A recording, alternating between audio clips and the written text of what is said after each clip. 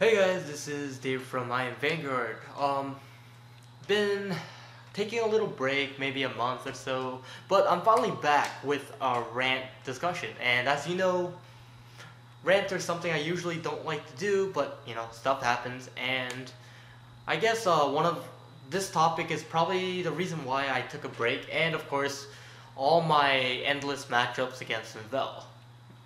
But yeah, I'm back, and let's get on to the rant.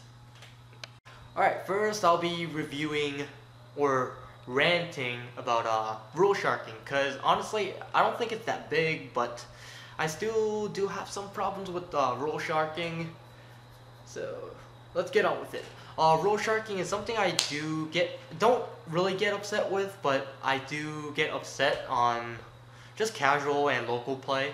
Honestly, I think, oh well, for those of you that don't know the term of rule sharking is, the rule sharking is basically where another player calls out your play that's a small misplay that can be easily forgiven.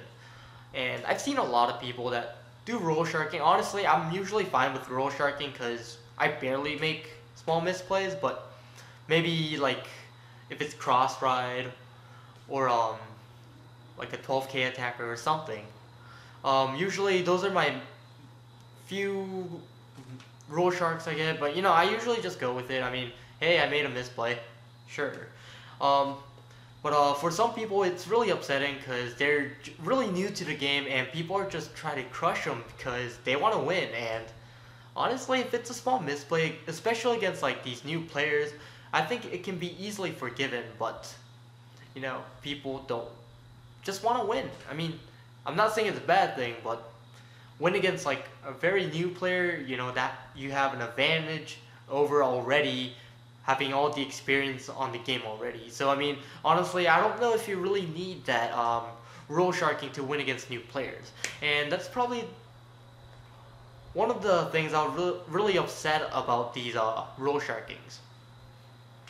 I mean, I'm not gonna lie, I mean, rule sharking honestly is a good thing because you're calling out the play. I mean, you could call out the play and say, hey, just don't do it next time and get over it, but really, you just have to go, no, you already made your play, done. Really? I hope you guys are not one of these people that do rule sharking against really new players. I mean, if it's like players that you play against over and over, I mean, whatever. I mean, they're right. Yeah, you made a wrong play. I mean, they're not wrong, but just small misplays that can be easily forgiven is just a bad way to make your relationships with these gaming people. I mean, they're all potentially your friends because you're playing cards together. I mean, I know some people just play cards and don't know each other, but honestly, I think card games in general are just for socializing with new friends. I mean, if there's a card game that you can play by yourself, well, congratulations, you're officially anti-social. But if you're trying to play card games and if it's a little rule that doesn't really affect your play or doesn't really give you like a huge advantage, I don't think you really need to necessarily call them out. Of course, in official plays, like if it's a really huge tournament like regionals or worlds, yes, you call those out. But if it's in a really small tournament, I really don't think you should call those out. And of course, the huge and the bigger one that really got me off the game for a long time. I guess I took a little break out of it because I was sick of this, but cheaters. So cheaters basically, for me, I mean, of course you'll put some cards back into your deck or top deck it from your drop zone, like a heal trigger or something, and you'll put it back when the opponent's not looking, or you'll point them the wrong way. Hey, look, what's that? And then you'll just put a card back into your hand or something. Or there's players that can sack cards in their favor and sack cards not in the opponent's favor. So basically, if you're trying to start off maybe with 1-0 and like maybe 1, 2, and 3, there's players that can make you have all ones or just no ones at all, just maybe 2s or 3s in your hand with zeros, or not even zeros, just 2 and 3s in general. There's players that can do that, and of course I was one of them that got offended by this, because I really hate cheaters, especially in card games where you're trying to socialize with people and have fun. I mean, of course, there's competitiveness and a little bit, but I mean, that's like secondary, honestly, in my opinion. Card games are just for having fun. It's just a hobby that you enjoy. And there's people that would love to break other people's hobbies by just cheating their way to win.